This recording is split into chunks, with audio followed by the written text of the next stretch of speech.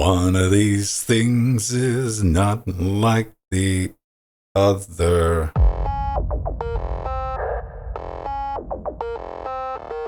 In this box resides a fantastically strange little beastie. It is a dual HDMI capture card crammed into an M.2 form factor. Now, why would you do this? Simple. RAID 0 HDMI. Come on, I thought that joke was kind of fun. The Magewell Eco is a line of 2280 capture cards that range from single HDMI, quad SDI, going all the way up to 4K 60, if you don't mind Mr. Buzzy. And this little guy can capture 2 streams of 1080p motion pixels and 1440p, but that doesn't really answer the why, now does it? To do that, we need to travel all the way back to 2017. Back then, a mid-range board would come with 2 M.2s, along with a x16 slot, and usually a x4 or another x16 powered by the chipset. Now that would be plenty of room for your video card and video card accessories. Nowadays, you get a x16 and maybe a x1 if you're lucky. Hop in a GPU and kinda out of options. And sometimes you don't even have options to begin with. This might be an ARM board, but you know, give it a decade. But why not just use a USB capture card? That's simple. It's just not gonna fit. Not even a little bit. In the box, we get 2 SHD to HDMI Type A cables, a static-free bag, and the sense that Magewell just expects you to be able to figure the rest out. Now, fortunately, these breakout cables are notched, so that's gonna take out a little bit of the guesswork. What about these switches? They're for setting the ID. If you have more than one in a system, you can stack these things up. It's just as frustrating as installing an M.2 drive, so it's also got that going for it. Now we're going to need something to mount these with, so let me just move the tape out of the way. I ordered these from Mod DIY and they ended up being a pretty good fit. Now I was worried about finding the right screws, but hey, M3x5s. Neat. Alright, now it's time to install some Linux drivers. Run while you can. Stick around, you might learn something. Let's start this adventure with a visit to the Magewell website. We're going to Downloads and select Eco Capture.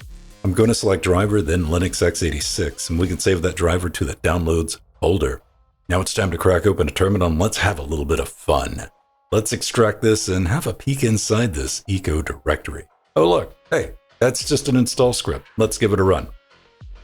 So we need to install make, GCC, and LD, and I'm guessing some kernel headers. So on Debian, we can do that with apt, and on Fedora using DNF. Now I'm using Debian, so we're going to sudo apt install the kernel headers, make, GCC, and bin utilities. Let's tap Y and watch it go. Looks good. Time for install round 2, and look at that. Install successfully. Indeed. And if I run Magewell info, hey, there's our 2 capture devices. Here we are in OBS, and look at that.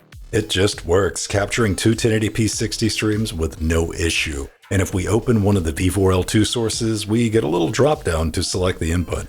Also, there's a gang of supported resolutions, a couple of video formats, and of course, frame rates. Since the Eco shows up as a standard audio device, you'll have a 50-50 chance of selecting the right one from the drop-down menu. And since it's a V4L2 device, you can use WebRTC apps like Jitsi, Discord, and CUC-Me. Look at that dude. Nerd. I'm going to try to install this on a Rock 5 ITX Plus running Armbian. We still need to head over to the driver section, and instead of x86, we're going to pick Linux Jetson TX2 and just save that to the downloads folder. This is kind of a carp shoot. Now we can open a terminal and use apt to install make, GCC, and bin utilities like we did on x86. Then we need to launch Armbian config. From here we go to system, kernel, and install those Linux headers. Now when I run the install script, it will build and install the Linux modules. And it's time for a reboot. Let's ping the encoder with the info utility. And there it is, video 4 and 5. We can take a look at it in OBS, and yeah, it just shows up like it does on x86 hardware. That's the good kind of boring. Hey, where did it go? Oh, right. Seriously, that's such a neat party trick. And come on, this looks a lot better than this. But having an itsy-bitsy capture card crammed into an M.2 format comes at a price. And that's a hard sell when you can achieve similar results with a bit of tape. This is that $10 dongle Amazon keeps trying to sell you.